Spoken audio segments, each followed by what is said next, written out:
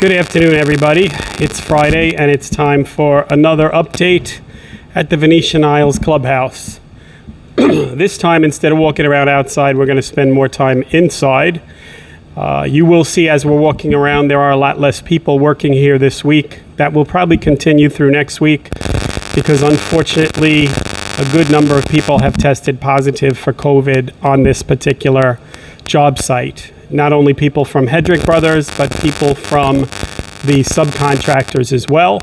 So once again, as you can imagine, there'll be some delays, but they are on the mend. None of them are in critical condition at this point. So we hope to have most of the Hedrick Brothers people back next week sometime.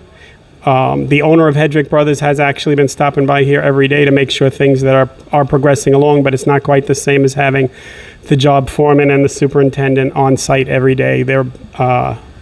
So they're dealing with COVID. There's not much I can do about that, but let's see what's going on inside. The front doors have been installed. Much more modern and light, open, airy feeling. I know you've all seen the outside of the building and the progress going on there. Most of the building has been stuccoed, the primer's on, the roof is almost done.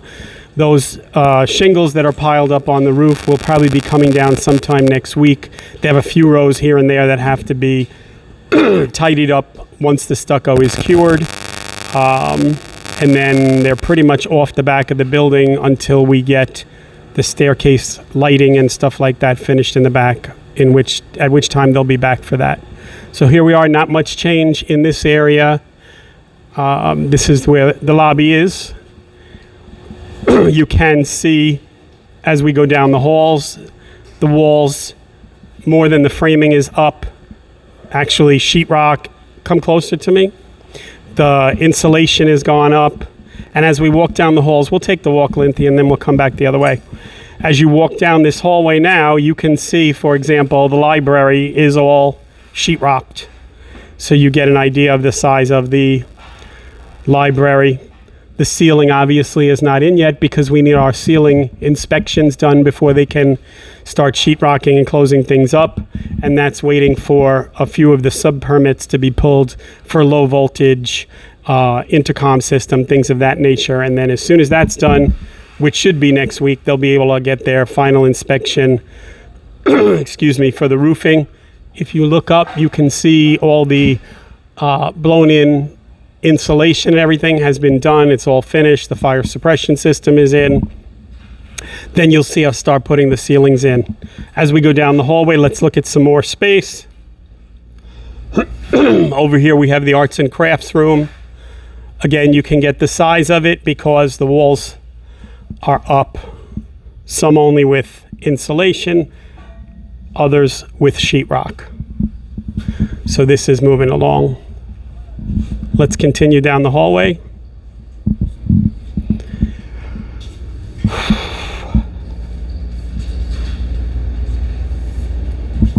So we come up to this alcove. This is where your water fountains are going to be. You make a left to go to the men's room, a right to go to the ladies' room. Let's see what's going on in here. As you can see, once Lynthia catches up, all the blue board is up in here. All the sheetrock is up.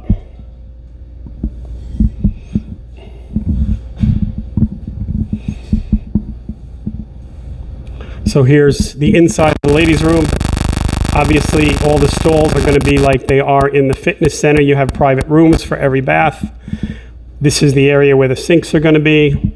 And we don't really need to go down that way, but this is the handicap access stall. Let's go back out into the hallway.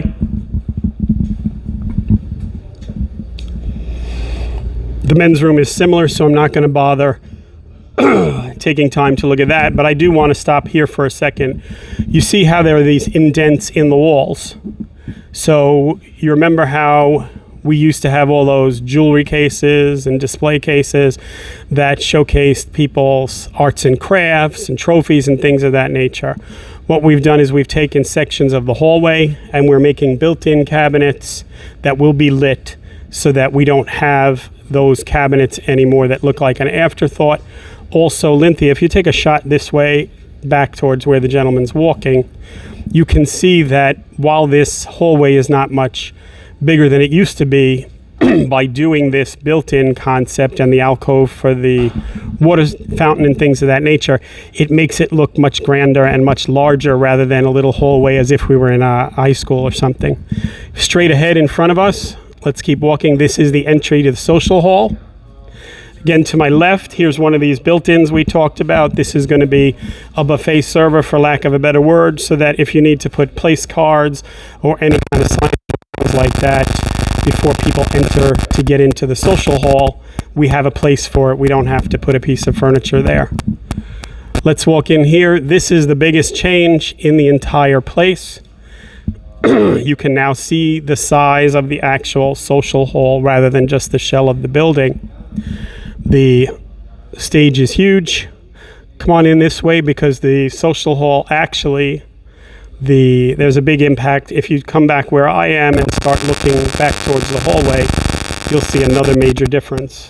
I'm about not quite halfway into the social hall. Where I'm standing is the dead center of the social hall. So you can see how big this room is.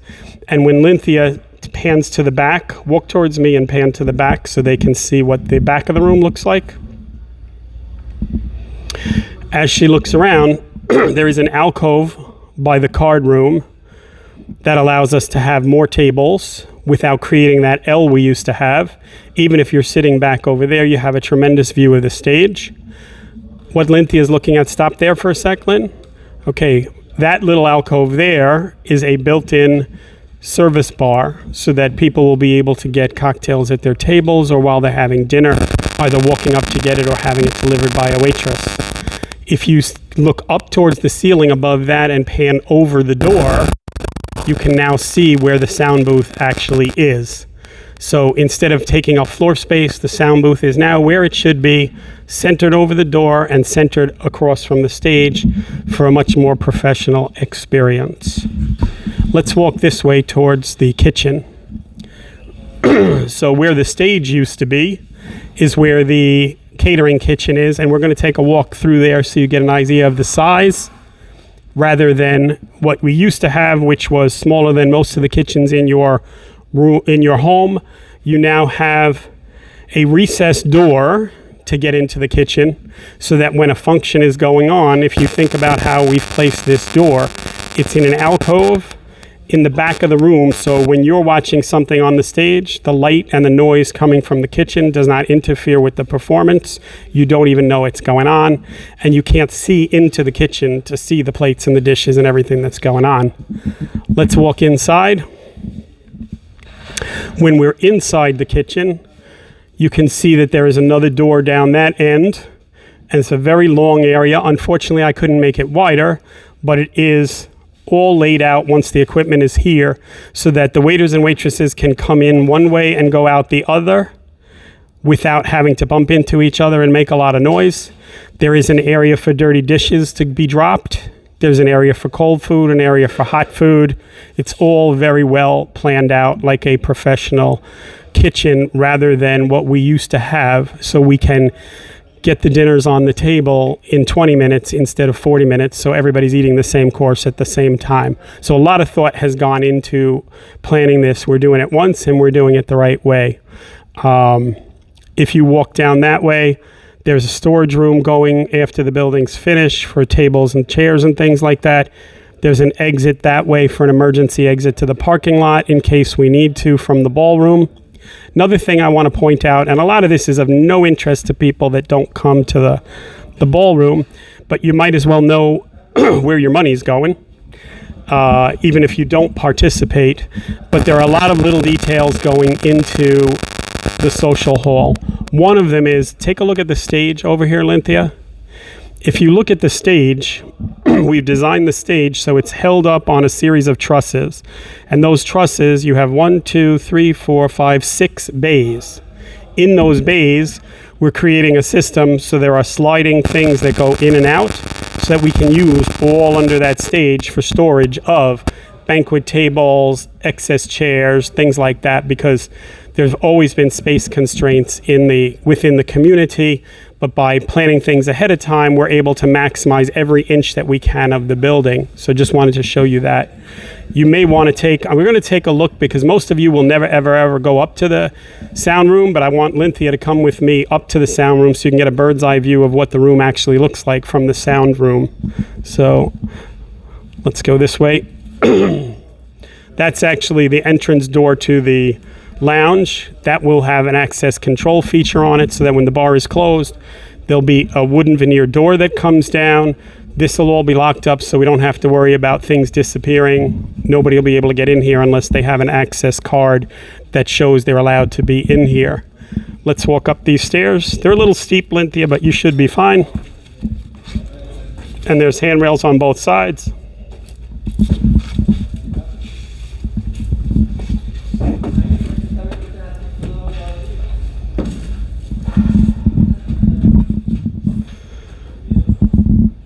What the hell is that? Okay, I'll deal with that later. So we're up here in the sound room. You can see it's larger than what we had before. It's also going to function as a little bit of a storage space. And also we're putting access to the roof through here, because that was the least expensive way to actually get out to the new flat roof. But just come up here. You don't need to see me.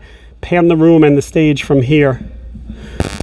What you get a sense of is between the height of the ceilings and the size and the height of the stage off the floor is this really is a lot more than the auditorium used to have. We can actually put on full-scale productions here, and currently the seating count for theater-style seating that we have is 408, far in excess of what we had before. It may go as high as 425. We just quite haven't figured out how to switch the rows around and stuff to get there. But clearly we all know that's way in excess of what you had before. And for a seated dinner comfortably, you have room for 320. Again, way more than you had before.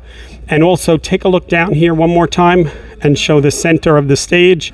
That area in the middle of the room, we're putting a huge portable dance floor that, again, the emphasis is on being portable so that we're not scratching it up all the time. It will be put down for functions. We can change the size of it to make it bigger or smaller based on the size of the function that we're having. We can even move the location of it if we have to.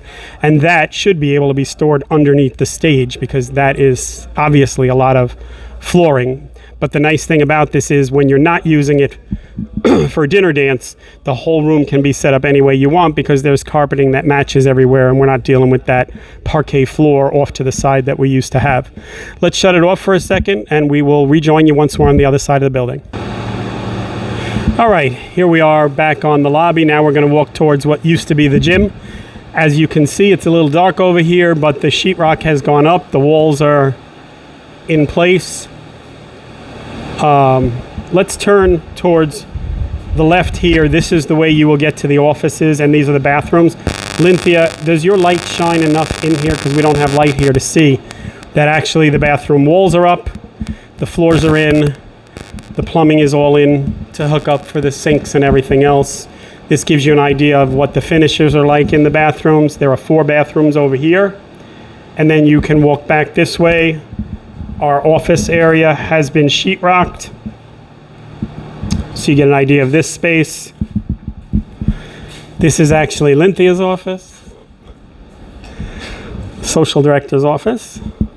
Then you have my office is back there. There's a storage room, and then this is where the administrative people will be. Let's walk back out to the restaurant area. And yes, I call it a restaurant because it's not a cafe. Tongue-in-cheek, that is, folks. All right, we're standing in the restaurant space. You can see they've started to put in the tray ceiling. All the fire suppression system is in for the room. It is not in for the cooking or anything yet. That'll be coming in a couple of weeks. The doors have not gone in yet. They'll probably go in next week. You can see the space is really nice.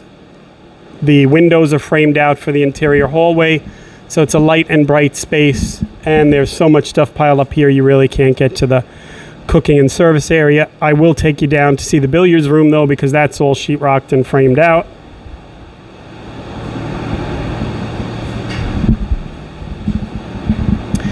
If you take a look up for a sec at the ceiling, you can see they have the first layer of sheetrock because all these hallways are fire-rated hallways. So there are 2 layers of sheetrock. You got your first layer of sheetrock, then comes the second layer of sheetrock with all the caulking and everything to make it completely fireproof. That'll happen probably within the next week.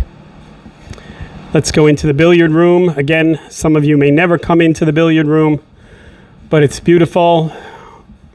Has 2 windows. It has a built-in section over here for trophies and things like that. And if they need to put something down, there's 3 billiard tables, a beautiful tray ceiling, and then there'll be some pub-style tables in here with seating, so it really feels like you're at a professional billiard parlor. In terms of upstairs, we're not really going to go up there because the only thing that changed this week is they are putting in the access doors to the outside space, and they're actually up there working, so I don't want to get in their way right now. They've started framing out and putting in the plumbing for the bathroom that's up there. Again, I don't think you necessarily need to see that. You know by me telling you that it's happened. What I do want to talk a little bit about is a notice that you're all going to receive in the mail this week. If you've attended all of our board meetings, of which there have not been many master board meetings, you know at the community level we have been talking about instituting a capital contribution for new people that move into the community. That's the letter that you're going to receive this week, explaining to you how it works. The way it works, most of you know this from other associations, that when somebody purchases a home, they usually have to make a contribution to the association for moving into the community. And we're one of the few communities left that doesn't have that. If we brought up this idea 5 years ago, the only places that had something like that would be in Aberdeen or a Boca West or a country club type situation. At this point, every HOA around has a minimal capital contribution. And when most of the realtors call our office to get an application for a new person, not only do they want to know what the fee is for the application fee, but they want to know what the capital contribution is. And when we tell them it's nothing, they're like, wow, that's really unusual. So the board of directors, after having conversations with all your local boards and lots of people, has decided that it's time for us to institute a capital contribution for Venetian Isles for new owners that are coming in. This is not an assessment. It is not something that's paid by anybody that currently owns a house. The only time you pay this assessment is when somebody buys a house and moves into the community. There's a couple of reasons why we think this is a really prudent thing to do, because as it stands right now, everybody that lives here now and has lived here for 20 years has been paying the maintenance to support the place. They paid the assessment to pay off the original loan for the clubhouse, and they're also funding this project as it goes along. So if you move in here and there's no capital contribution, you have a hell of a windfall because you're getting a brand new, updated clubhouse and you have absolutely no skin in the game except what you paid for your house. Whereas the guy who just sold the house, he put up all the money to build this thing. So if you take that 6-7 years down the road, well, we're building a beautiful clubhouse now, but 7 years from now, when it's time to replace the poker tables or reupholster the chairs, well, who's going to pay for that? Well, there's only one place to pay for that, and that would be from reserves. So again, if we want to start accumulating money to replace everything that needs to be replaced in 7 to 10 years from now, like carpeting and things like that, the only way to do it if we don't put a capital contribution in is to raise your maintenance. And that doesn't seem fair if we're making you pay for the loan to build it. We made you pay for the loan to pay it off. And now we're going to ask you to set aside money so that the people who aren't even here yet are going to get the benefits in the future of the new furniture that we're not even going to buy for another 7 years. You can see where this is going. it makes a lot more sense to ask for a small capital contribution every time a house is sold from the new owner, which will not impact anybody's resale value on their house, because we're not talking about doing a $25,000 initiation fee or a $30,000 fee like you have at Aberdeen. Nobody wants the house prices to go down. We want them to be stable and go up. And in fact, as you all know, the houses in here are selling for more than they ever have. Yes, some of that is just from the market, but some of that is also because they're getting this incredible clubhouse and there's no special assessment for it.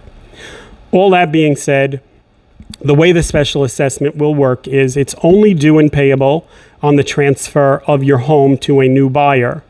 And the way it's calculated is it's 10 months of the HOA dues at that time, and it's only the master association dues, because your local communities are separate legal entities, and the master association does not have the authority to collect money on behalf of your individual associations.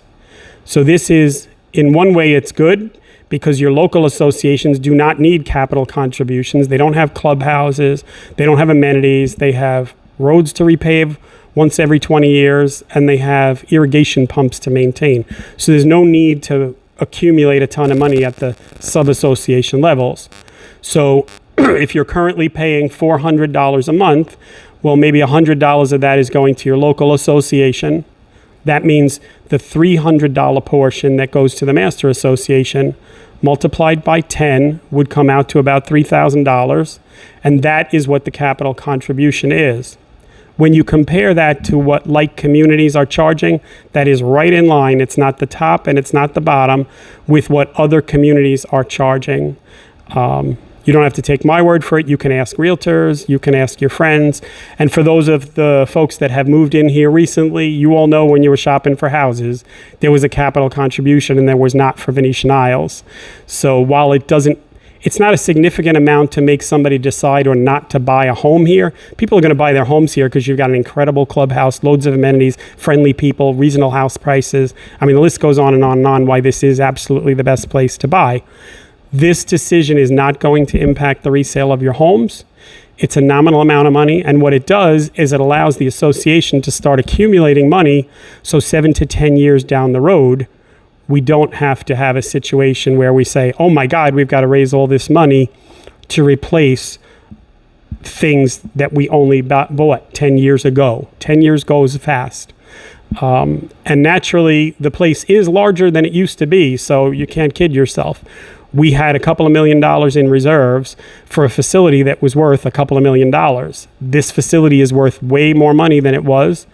The cost of everything has gone up. So obviously, if we're going to put away a savings fund to take care of the amenities, that number would have to be much larger than it used to have to be. That has nothing to do with construction costs and everything to do with just the fact that it's a bigger facility with more things and more furnishings and stuff like that. We got the first go around covered. You're not getting assessed for that.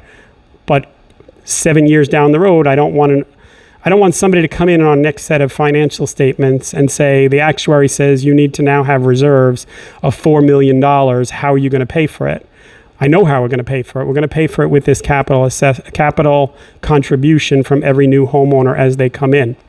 If you have any questions at all once you receive this letter, feel free to call or email us at the office. You can also talk to any of your local board members because they all have been sent the information and it's been explained to them, whoever you're comfortable talking to. But we do, enclosed in that packet is your consent form, which is basically your vote. You can mark off your agreement with it, pop it back in the envelope. You can scan it in and email it to us. You can fax it to us. You can give it to somebody else in a sealed envelope and bring it back to us. But we do ask that they're all back by October 11th, because I believe it's the 12th that we are having the counting of those votes. We need a significant number of votes to pass this because this is an amendment to your documents.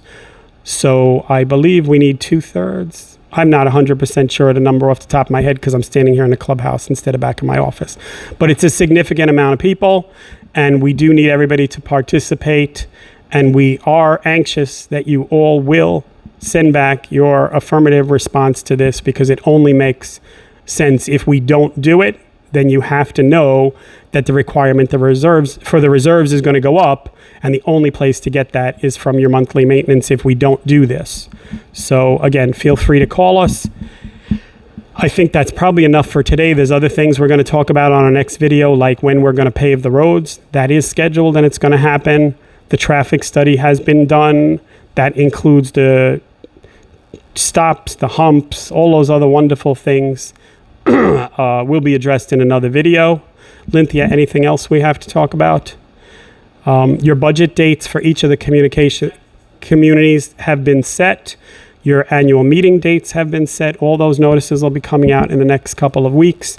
Oh, and the last part is the one that everybody wants to know, is when the hell are we opening? So the fitness center is finished. We are still waiting for the final inspection. It's one thing after another, but we are confident that we're going to get that sometime next week. The access control hardware has been installed. The access control software has been uploaded. So we now have the card readers. We have the ability to print the cards, the photo IDs, everything else. What's going to happen is, originally we wanted to have a huge grand opening party and have everybody invited to see the fitness center. With COVID and the way it is right now, we're going to have to scale that back. So what we're going to do is we're probably going to invite people by community to come and register so that they have cards for access to the fitness center. Again, in case you haven't heard in the past, the fitness center is going to operate just like the rest of the community does when this building opens. The doors and everything on the fitness center are automated and time controlled, and they have access control features on them. So the only person who's going to be able to swipe to get into that building with unfettered access is a resident owner, an employee that works here, or somebody like that. If it is somebody who's just here visiting as a friend, they're not going to be able to get in without registering, so we know who they are, and without getting an ID, and that ID will shut on and off based on how long the folks are going to be here. So we will be sending out emails. We'll have a whole nother video blast about how access control works, because you're going to all receive these cards. You will come to the fitness center. We've set up an area in the fitness center in that yoga and meditation space where we are going to take your picture, explain to you how everything works. You'll get an ID card, and that ID card is basically your passport to every amenity on the campus of Venetian Isles. You'll be able to show that or swipe it at a device. It will give you access to the different areas.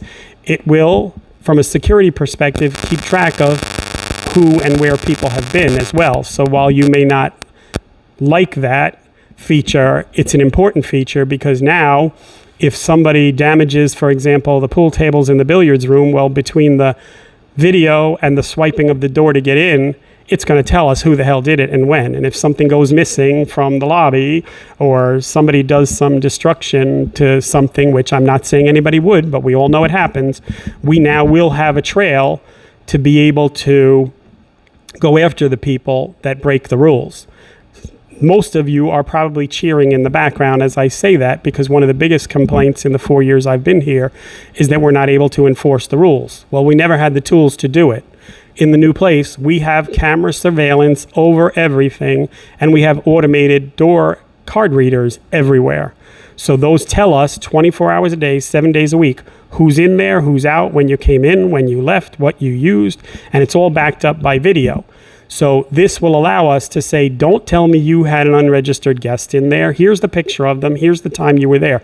So that's not going to happen anymore. I think most of you will be very happy with that sense of security that brings. But we'll have more on that later.